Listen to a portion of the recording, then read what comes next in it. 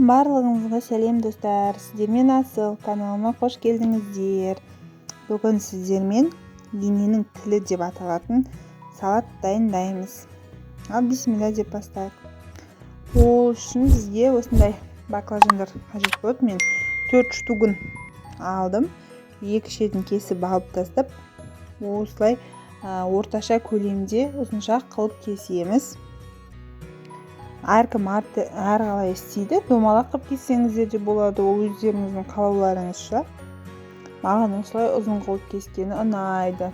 Бұл салатты барлық ас үй ханшайымдары дайындай алады деген ойдамын. Дегенмен өз нұсқамды сіздерге ұсынып отырмын.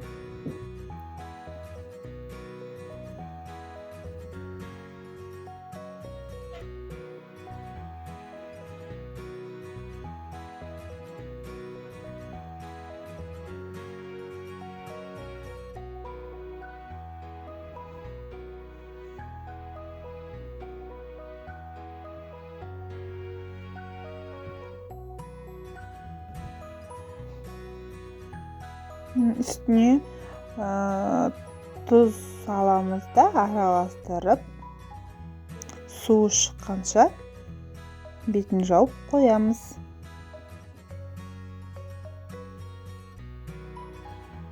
Содан кейін судан сығып алып, осылай қатты қызғанмай қуырып аламыз.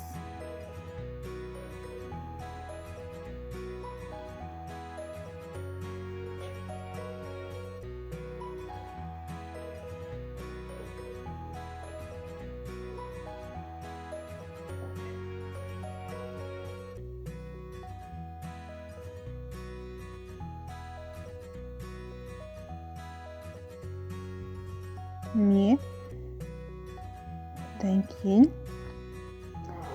бір ыдысымызға майонезді салып, үстіне чеснок пен укроп қосып араластырамыз. Бұл бізде соусы болады.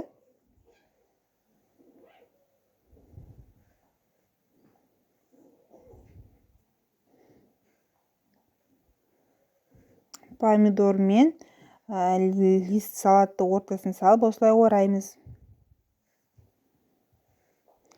Аппетитті ашатын нағыз керемет салат. Осы рецептпен жасап көріңіздер.